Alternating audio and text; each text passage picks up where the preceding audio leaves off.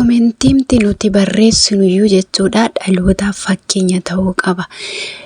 Maaliif namni tokko viidiyoo gaafa kan lakkisu jechuudha waa ta'e dubbachuun dhiisu. Kanaaf nama sana qofaa ashaangulliitiitti darbannee akkasuma immoo jechuma toora tokkoon guunne itti darbannee bahuu hin qabnu. Tokkoffaa koomentii sana kan ilaalu nama baay'ee waan ta'eef fakkeenya ta'uu qaba.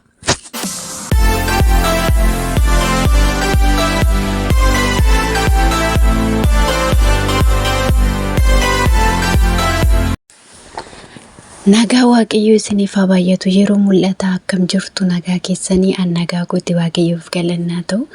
Guyyaa har'aa viidiyoo daqiiqaa gabaabaa yoo baay'ate daqiiqaa 5-6 hin caaltu yaada tokko isinii qooduun dhufe jechuudha.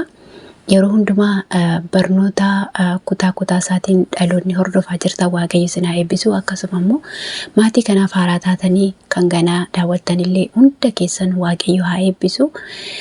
Yeroo ammaa kana keessatti obboloota koo baay'een dhaloota gara chaanaalaa yuutuubiitti dhufaa jira.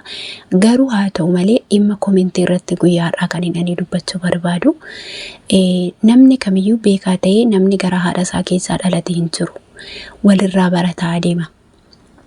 Wal barsiisaa adeema. Wal gorfachaa adeema. Keessumaa immoo namni miidiyaa hojjetu garaa bal'ina barbaada. Barumsa barbaada. Malee akkasuma miti. Dirreen Feesbuukii fi dirreen Yuutuubii garaagara. Guyyaa har'aa jechuudha. Namoota baay'ee yeroo baay'ee jechuudha. Obboleettiin tokko waa'ee obboleettii tokko yoo gaaffii gaafatte yaada keessan koomentii jalatti naa qoodaa jetteetti yookaan immoo fakkeenyaaf akka kiisii Yuutuubii fa'aa kana fakkeenya kan isinii fudhadhu yeroo baay'ee yaada ijoollee nu gaafatti rakkoo obboleettii keenyaa tokko fiddee gaafa dubbattu nama baay'ee jechuudha dhugaan isinitti himamiti yaada keessan garuma irraati qoodaa koomentii nama kamii jalatti yoo haa ta'u garuma keessan irraa barreessaa. Mee warra soddaa ilaalaa jechuudha dhugaa dubbachuu fi akkasuma immoo dhaloota lammii Ingiliffaatiin koomentii walii barreessan dhugaa hanga toora 8-9tti kan isaan barreessan kan keenya garuu afaan Oromoon keenya koomentii irratti baay'ee hir'ina guddaa qabna. Viidiyoo haga dhumaatti dhaggeeffanna ashaangulliitii 2 walitti darbannee baana. Kuni faayidaa hin qabu. Tokkoffaa obboloota koo yuutuubaroonni kamiyyuu koomentii seeraan walii laannee koomentii seeraan namaaf ofirraa argachuu qabna hojii hojjennu irratti. Fakkeenyaaf amma obboleettiin keenya kiisiin fakkeenyaan isinii fudhe malee ijoollee baay'eedha. Waa'ee obboleettii tokko gaafa nu gaafattu yaada keessan hamma toora 3-4-5tti ibsa. Yoo viidiyoo sana hanga dhumaatti dhaggeeffachuun haala isin rakkisaa ta'e yoo haalli keessan hammuma dhaggeeffattan yaada ibsa malee obboleettii keenya sirrii keetii dhugaa keetii jecha jettu kanaaf ashaangulliitii 2-3 ibsuun gaarii miti. Maaliif yoo jettanii koomentii sarara dheeraa barreessuun faayidaa guddaa qaba. Tokkoffaa abbaa yuutuubii sana viidiyoon kun persentii meeqa keessaa koomentii dheeraan barreeffame ka jedhu chaanaalli hin ilaala sirriidha faayidaa guddaa qaba.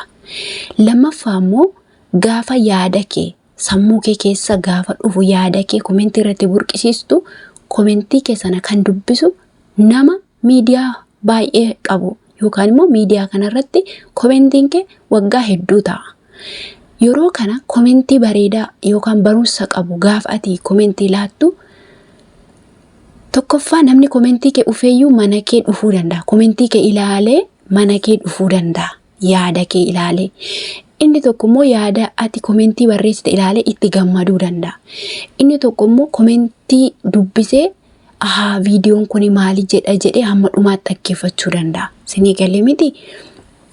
Kanaaf obboloota koo dhimma koomentii irratti wal jabeessuu wal sirreeffachuu qabna. Amma fakkeenyaaf faarfannaallee ameen eebbifame jechuu dandeenya. Okay haa ta'u. Garuu waa'ee barumsaa irratti, waa'ee gaafiif deebii irratti, waa'ee rakkoo ijoollee irratti erga dhaggeeffattanii daqiiqaa 10 ta'u 15 ta'u dhaggeeffattanii miti. Koomentii toora 3-4 barreessuun baay'ee ijoollee keenyatti ulfaata. Dhugaa dubbachuuf jechuudha. Ani amma shoortii viidiyoo irratti gaaffii isin gaafadhee ture. Ijoollee baay'eetu ilaale. Garuu dhugaan isinitti hima miti ashaangulliitii bichaa naan kennina gaafa yaada isin gaafadhu.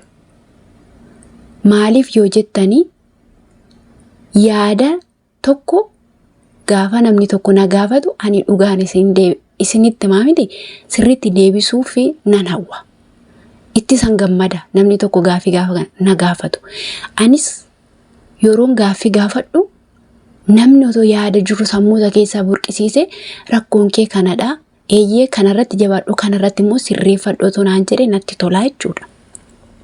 Kanaaf obboloota ko haala akkasiitiin wal sirreeffannee wal jabeeffachuu qabna. Chaanaalli nuti har'a hojjennu kuni waan booruu badu miti, waan booruu dhalootaa dhalootatti darbuu danda'udha. Kanaaf jireenya qabnu keessatti waa tokko bu'aa buusnee darbuu jechuun har'umarraa kaaneeti. Kan darbe darbeera garuu warri sagalee koo kan dhaggeeffattan yeroo viidiyoo namaa dhaggeeffattanii yaada quubsaa ta'e kennaa. Dhugaan isinitti hima yaada quubsaa ta'e walii haalaan yaadichi suni nama sin gammachiisaa siniin sin jajjabeessaa jechuudha. Kanaaf akkasittiin wal jajjabeeffachuu qabna. Anillee hamma Waaqni gargaaree dhaloota jabeessuu dhaloota waliin jabaachuu shaakalli jijjiirama kan duraarra fooyyessuun qaba. Kanaaf ijoolleen keenya baay'een keessan otoo viidiyoo namaa dhaggeeffatiin fayyuma eebbifamee eeyyee jettanii biran darbina. Tokkoffaa itti fakkeessuun cubbuu guddaadha. Lammaffaa immoo namumti suniyyuu abbaamti viidiyooyyuu isin taasisuu danda'a jechuudha. Waaqayyo immoo keessa garaa namaas arga. Itti fakkeessuun cubbuudha, sobanii dubbachuun cubbuudha wanta ta'eef. Kanaaf namni waan gaarii gaafa hojjetu biyya lafaa kanarratti miidiyaa irrattis ta'uu qaama lafaa irratti hojii isaatiin kan namni fakkeenya ta'u. Hojii isaatiin namni kan irraa namni waa barachuu danda'u malee akkasuma bifa saalaalee akkasumaan taa'ee manatti nama sana ijaan ilaalee miti.